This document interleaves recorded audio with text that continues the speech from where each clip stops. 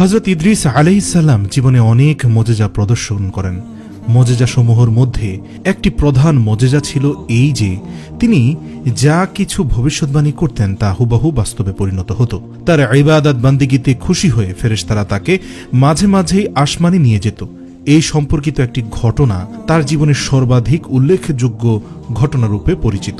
একদা তিনি তাসবিহ তাহলিল পাঠে নিমগ্ন ছিলেন। এমন সময় মালাকুল মউত হযরত আজরাইল আলাইহিস সালাম একজন সাধারণ মানুষের রূপে এসে তার সামনে দাঁড়ালেন। তিনি তাকে বিদেশি মেহমান ভেবে যথাযোগ্য আপ্যায়ন করলেন।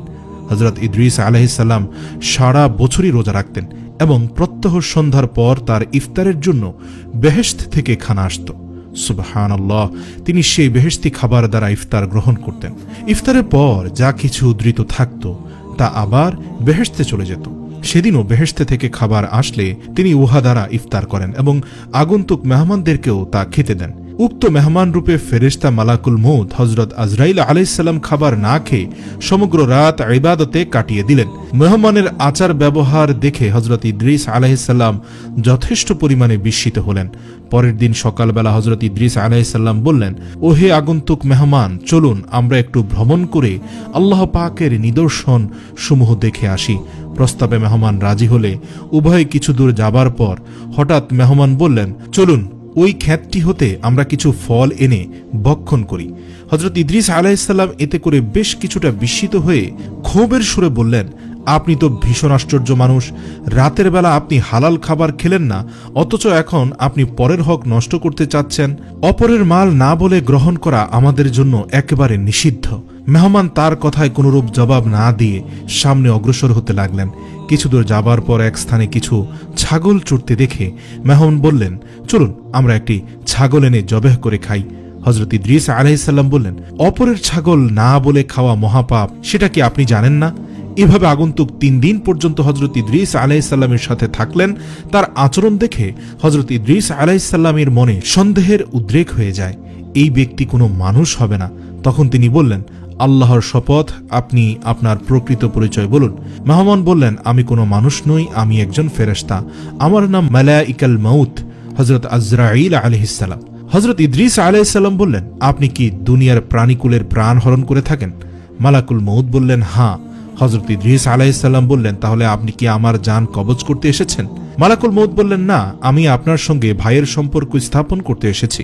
আমার একান্ত ইচ্ছা যে আমার প্রস্তাবে আপনি রাজি হবেন। হযরত ইদ্রিস আলাইহিস সালাম বললেন, আমি আপনার প্রস্তাবে এই শর্তে রাজি আছি যে আপনি আমাকে একবার মৃত্যুর স্বাদ ভোগ করাবেন। যদি আপনি করতে পারেন তাহলে আমার অনেকটা উপকার হবে। মৃত্যুর ভয়ে আমি আরো বেশি পরিমাণে আল্লাহর ইবাদত বান্দিগিতে মশগুল হতে পারবো। মালাকুল মউত বললেন, আল্লাহ পাকের অনুমতি ছাড়া তো আমি কোনো কিছুই পারি না। যেহেতু আপনার মৃত্যুর সময় এখনো উপস্থিত হয়নি, হযরত ইদ্রিস আলাইহিস সালাম বললেন, আপনি আল্লাহর কাছ থেকে অনুমতি নিয়ে নিন, তাহলেই তো হয়। মালাকুল মউত মহান আল্লাহ রাব্বুল আলামিনের দরবারে অনুমতি চাইলেন। অনুমতি নিয়ে মালাকুল মউত তার জান কবজ করলেন। মৃত্যুর পর মালাকুল মউত তাকে পুনরায় জীবিত করার জন্য প্রার্থনা করলেন। মহান আল্লাহ তাআলা প্রার্থনা মঞ্জুর করে হযরত ইদ্রিস আলাইহিস সালামকে পুনরায় জীবিত করলেন। এবার মালাকুল মউত আজরাইল আলাইহিস সালাম জিজ্ঞাসা করলেন, ভাই হযরত ইদ্রিস আলাইহিস সালাম, জান কবজের অবস্থাটা আপনার কাছে কেমন মনে হলো? হযরত ইদ্রিস আলাইহিস সালাম বললেন, ভাই, কোনো জীবিত প্রাণীর গায়ের চামড়া মাথা হতে পা পর্যন্ত খসে ফেললে যেমনটি হয় ঠিক তেমনটি আমার মনে হলো। মালাকুল মউত বললেন, ভাই ইদ্রিস আলাইহিস সালাম, আমি আজ পর্যন্ত যত প্রাণীর প্রাণ হরণ করেছি তার মধ্যে আপনার মতো এতটা সহজে কোনো প্রাণীর প্রাণ হরণ করিনি। আপনার যাতে কষ্ট কম হয় সেদিকে আমি সতর্ক ছিলাম। অতঃপর হযরত ইদ্রিস আলাইহিস সালাম বললেন, ভাই, আমার মনে দোজখ দেখার ভীষণ আগ্রহ জন্মেছে। আপনি যদি আমাকে দোজখ দেখাতেন তাহলে আমি ইবাদতে আরো বেশি বেশি মনোযোগী হতে পারতাম। তার প্রস্তাবে রাজি হয়ে মালাকুল মউত দোজখের দরজা পর্যন্ত হযরত ইদ্রিস আলাইহিস সালামকে নিয়ে গেলেন। তিনি দোজখ দেখার পরে বললেন, ভাই মালাকুল মউত, আমার মনে বেহেশত দেখারও স্বাদ আছে। আপনি যদি আমার এই স্বাদটি পূরণ করতেন তাহলে আমি আপনার কাছে কৃতজ্ঞ থাকতাম। মালাকুল মউত বললেন, আপনি যদি আমার সাথে ওয়াদাবদ্ধ হতে পারেন যে আপনি বেহেশত দেখিয়ে আমার কাছে ফিরে আসবেন তাহলে আমি আপনাকে বেহেশত দেখাতে পারি। হযরত ইদ্রিস আলাইহিস সালাম মালাকুল মউতের কথায় রাজি হলেন। সে তাকে বেহেশতের দরজায় পৌঁছে দিল। তিনি বেহেশতের দরজায় জুতা খুলে ভেতরে প্রবেশ করে কিছু সময় ঘোরাফেরা করেন, অতঃপর প্রত্যাবর্তন করে স্বীয় প্রতিশ্রুতি রক্ষা করেন এবং আজরাইল আলাইহিস সালামকে বলেন, দেখুন আমি আপনার কথা মতো ভেতরে গিয়েছি, আবার আপনার সাথে ওয়াদা পালনের স্বার্থে বাহিরে বের হয়ে এসেছি। আজরাইল আলাইহিস সালাম মাথা নেড়ে বললেন, ধন্যবাদ। কিন্তু কথা বলতে না বলতেই পরক্ষণেই ইদ্রিস আলাইহিস সালাম প্রচন্ড দৌড়ে বেহেশতে ঢুকে পড়লেন। মালাকুল মউত তাকে ডেকে বললেন, ভাই ইদ্রিস, আপনি আবার বেহেশতে কেন প্রবেশ করলেন? তাড়াতাড়ি চলে আসুন, আমি আপনাকে পৃথিবীতে পৌঁছে দিয়ে আসি, আমার বহু কাজ আছে।